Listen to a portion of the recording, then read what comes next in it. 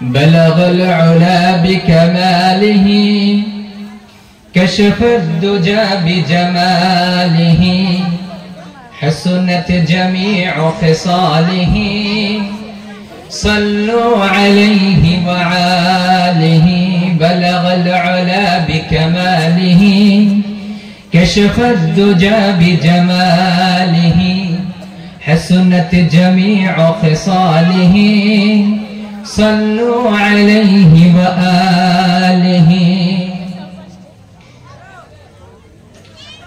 محترم হাজিরানে মজলিস ও আজকের এই সভার সম্মানিত সভাপতি সাহেব ও এই সভার অভ্যর্থনা কমিটির সেক্রেটারি ও প্রেসিডেন্ট সাহেব এবং আয়োজিত করনেওয়ালা যুবক বন্ধুরা এবং সম্মুখে উপস্থিত থাকা মুরব্বিগণ এবং যুবক ভাইরা ও বন্ধুরা, মঞ্চে উপস্থিত ওলামায়ে কেরাম, হুফাজানে ইলম, মুফতিয়ানে কেরাম ও মুরব্বি সমাজ, আমার পর্দার আড়ালে বসে থাকা ইসলাম দরদি, ইসলামের শেহজাদি, আমাদের মা ও বোন ও চাচি ও দাদি জানেরা, সর্বপ্রথম আপনাদের সকলকে আমার অন্তরস্থল থেকে শুভেচ্ছা ও শুভানন্দন জানাই।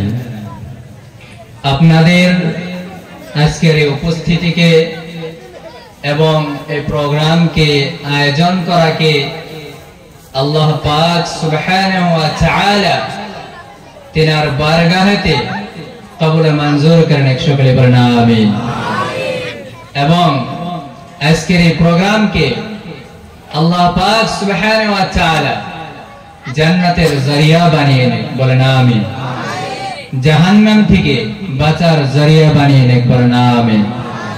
রাসূলুল্লাহ সাল্লাল্লাহু আলাইহি ওয়াসাল্লামের শাফাআতের ওনার সঙ্গে স্বপ্নে যুগে দিদারের জরিয়া বানিয়ে নেন, সকলে বলেন আমিন। মাহতারাম দোস্ত বুজুর্গ, আমি আপনাদের সম্মুখে পবিত্র কালামুল্লাহ পাক থেকে দুটি আয়াত ও হাদিসের গ্রন্থ থেকে কয়েকটি হাদিসের পাক আমি তিলাওয়াত করেছি। যে হাদিস এবং কোরআনে কারীমকে সম্মুখে রেখে আমি আপনাদের সম্মুখে কথা বলার জন্য সম্পূর্ণরূপে চেষ্টা করব। সবগুলি হাদিসের তাফসীর করা এবং এই আয়াত যেটি আমি পড়েছি যেগুলো সম্পূর্ণ তাফসীর করা একটি মাহফিলে সময় হবে না। মহতরম বন্ধুরা, আরবি ভাষা যেনারা উলামায়ে কেরাম এই জায়গায় উপস্থিত আছেন তিনারা জানেন, আরবি অর্থাৎ সমুদ্র, সাগর। এক একটি ভাষার ভিতরে সাগর রয়েছে। তো যাই হোক, আমি চেষ্টা করব অল্প সময় নিয়ে যেন আপনাদের দীর্ঘ রাত জাগরণ করা না লাগে। আমার পরেও যেহেতু সম্মানিত মেহমান হযরত মাওলানা মুফতি গোলাম মুস্তাফা সাহেব পশ্চিমবঙ্গ থেকে উনি আগমন করেছেন, তো দূর থেকে উনি এসেছেন, যোগ্য আলিম, আমি তো ছোট মোটো, তো ওনার কাছ থেকে ইনশাআল্লাহ তাআলা শুনবেন।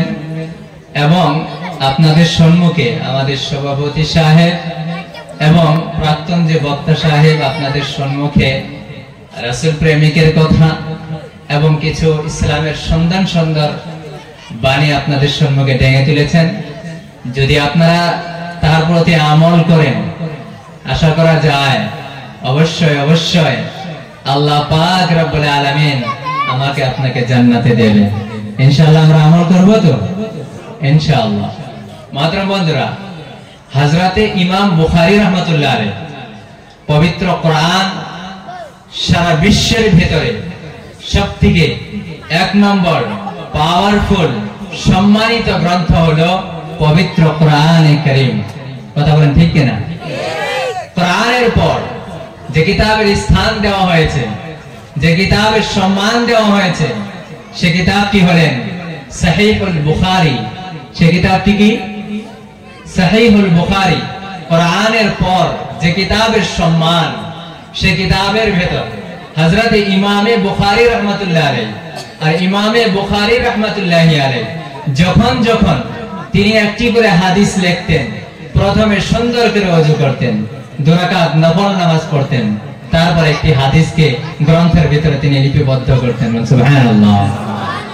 সেই ইমামে বুখারী রাহমাতুল্লাহি আলাইহি যখন বুখারী শরীফকে লিপিবদ্ধ করার জন্য আরম্ভ করলেন, লেখা আরম্ভ করলেন, হযরতে ইমামে বুখারী রাহমাতুল্লাহি আলাইহি সর্বপ্রথম যে হাদিসটি এনেছেন, সে হাদিসটি উলামায়ে কেরাম জানেন এবং আপনারাও হয়তো শুনেছেন, জেনেছেন এবং আপনাদের নলেজে আছে। সেটা লিখেছেন ইন্নামাল আ'মালু বিন্নিয়াত। ইমামে বুখারী রাহমাতুল্লাহি আলাইহি বলেন, ও আমার বুখারী পড়নেওয়ালা ছাত্ররা, যারা এই বুখারী শরীফকে পড়বে এবং আলিম হবে, তোমাদের দস্তার দেওয়া হবে, দস্তারে ফজিলত দেওয়া হবে, তোমাদের মাথায় পাগড়ি বেঁধে দেওয়া হবে। ও ইমাম বুখারী পড়নেওয়ালা তালাবাগণ, তোমরা এই বুখারীকে পড়ার আগে নিজের নিয়তকে ঠিক করে নাও। সুবহানাল্লাহ। এই বুখারী তুমি কি কারণে পড়বে? মানুষ দেখানোর জন্য, লোক দেখানোর জন্য, পাবলিসিটির জন্য, মানুষকে তোমার দিকে ধাবিত করার জন্য, কি টাকা কামানোর জন্য? না, তোমার এই বুখারী পড়া শুধুমাত্র লিল্লাহি সুবহানাহু ওয়া তাআলা হইতে হবে। সুবহানাল্লাহ। अगर तो तुम्हारा ये बुखारी पढ़ना अल्लाह के लिए नहीं होगा तो तुम्हारा ये बुखारी पढ़ना, बुखारी को पढ़ना तो पढ़ना, इसको हिफ्ज करना, इसको लेकर दुनिया में चलना, इसको पढ़ाना तुम्हारा किसी काम का नहीं होगा।